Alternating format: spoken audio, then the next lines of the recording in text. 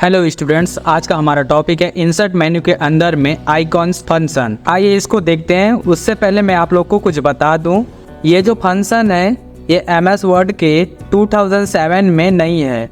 उसमें हम कुछ कोड टाइप करके आइकॉन्स या फिर सिंबल्स लेके आते थे। जैसे कि मैं अभी यहाँ पर एक कोड टाइप करता हूँ 2706 और Alt+X प्रेस करूँगा तो ये कॉल का यानी कि कॉन्टैक्ट का आइकॉन बन करके आ जाएगा। उसी तरह से ही मैं एक और कोड टाइप करता हूँ 2709 और Alt+X प्रेस करूँगा तो ये मेल वाला आइकॉन्स बन करके आ जाएगा। लेकिन इतने सारे कोड को याद रखना बड़ी मुश्किल होती थी, इसलिए जब MS वर्ड ने अपडेट किया पूरे सॉफ्टवेयर को तो यहाँ पर एक आइकॉन वाले फंक्शन भी दिया हुआ है। तो आइए उसी आइकॉन वाला फंक्शन को आज पढ़ते हैं। तो सबसे पहले मैं यहाँ पर आइकॉन में क्लिक करता हूँ। आपका जो कंप्यूटर है इंटरनेट से कनेक्ट होना चाहिए, तभी ये आइकॉन वाला सिस्टम काम करेगा। उसके बाद यहाँ पर जो भी आपको आइकॉन की ज़रूरत पड़ती है उस आइकॉन को आप यहाँ पर सर्च कर सकते हैं। तो चलिए मैं यहाँ पर कॉन्टैक्ट वाले आइकॉन को सर्च करता हूँ। तो आप देख सकते हैं यहाँ पर कॉन्टैक्ट वाला आइकॉन आ गया। इसी तरह से और दूसरे आइकॉन को सर्च करूँगा जैसे कि कॉल, तो आप देख सकते हैं यहाँ पर कॉल वाला आइकॉन्स आ गया। अब इसे मैं क्लिक करके इंसर्ट क्लिक करूँगा तो ये सीधा कॉल वाला आइकॉन्स आ जाएगा। तो आप इस तरह से इसे छोटा बड़ा भी कर सकते हैं। अब इसे छोटा कर देते हैं। उसके बाद यहाँ पर ये जो आइकॉन्स है ये ग्राफिक्स में है, इसे हम शेप में कन्वर्ट करेंगे। उसके लिए कन्वर्ट टू शेप में क्लिक कर देंगे तो ये शेप में कन्वर्ट हो जाएगा इस तरह से। और ये भी शेप में कन्वर्ट है सभी के सभी। तो इस तरह से ये आइकॉन्स लेके आ सकते हैं। तो चलिए मैं एक और आइकॉन्स लेके आता हूँ। आइकॉन में क्लिक करूँगा। आइकॉन में क्लिक करने के बाद एरोप्लेन वाला लेके आ रहा हूँ। ये रहा, इसे क्लिक कर दिया, इंसर्ट। तो इस तरह से ये एरोप्लेन आ गया। अब इसे हमें कलर करना है या कुछ अलग इफेक्ट देना है तो उसके लिए ग्राफिक फॉर्मेट का इस्तेमाल करते हुए इसको चेंज करना होगा। तो चलिए इसे हम चेंज करते हैं। देखिए यहाँ पर अगर कुछ ग्राफिक्स चेंज करना है तो यहाँ से आएंगे चेंज ग्राफिक में, और आपके कंप्यूटर में कोई ग्राफिक्स है यानी कि इस तरह का आइकॉन्स है तो आप लेके आ सकते हैं यहाँ से चेंज करके। अगर आप गलती से एरोप्लेन वाला लेके आए हैं तो यहाँ पर फ्रॉम स्टॉक इमेज में जा करके फिर से आप आइकॉन्स लेके आ सकते हैं या इमेज लेके आ सकते हैं। उसी तरह से दूसरा आइकॉन करना है तो फॉर्म आइकॉन्स में जा करके लेके आ सकते हैं, पर मैं अभी नहीं कर रहा हूँ। ये कन्वर्ट टू शेप मैं अभी बता दिया। उसके बाद यहाँ पर ग्राफिक स्टाइल दिखाई दे रहा है तो यहाँ पर ड्रॉप डाउन में क्लिक करके जिस तरह का आपको ग्राफिक रखना है उस तरह से आप रख सकते हैं। तो सबसे पहले मैं इसे ब्लू कलर का ग्राफिक्स रख देता हूँ इस तरह से।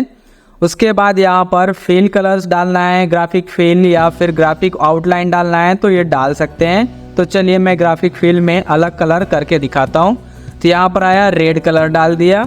उसके बाद इसके आउटलाइन को डालना है तो यहाँ से आउटलाइन कलर्स डाल सकते हैं, जैसे कि मैं यहाँ पर ब्लैक कलर कर दिया। तो आप समझ गए होंगे स्टूडेंट्स, आउटलाइन का मतलब ये किनारे किनारे का जो लाइन है वो आउटलाइंस है। अब उसके बाद आउटलाइन को हटाना है तो यहाँ पर आएंगे नो आउटलाइन फील्ड में क्लिक कर देंगे तो ये आउटलाइन हट जाएगा। इसी तरह से इसको 3D में कन्वर्ट करना है तो यहाँ पर आएंगे ग्राफिक इफेक्ट में। उसके बाद यहाँ से प्रीसेट में जाएंगे। प्रीसेट में जाने के बाद यहाँ से कोई सा भी आप 3D में ले सकते हो। मैं अभी ये सब नहीं ले रहा हूँ, सीधा शैडो लेके जा रहा हूँ।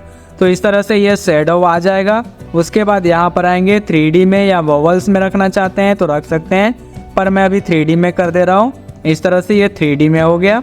इसी तरह से और भी यहाँ पर कई तरह से सेटिंग या सेट डाल सकते हैं, जैसे कि मैं अभी यहाँ पर ये इनर शैडो डाल देता हूँ। ये इनर शैडो हो गया। अब यहाँ पर 3D को हटा देता हूँ। 3D को हटा के 2D कर दिया। इस तरह से ये इनर शैडो लग गया।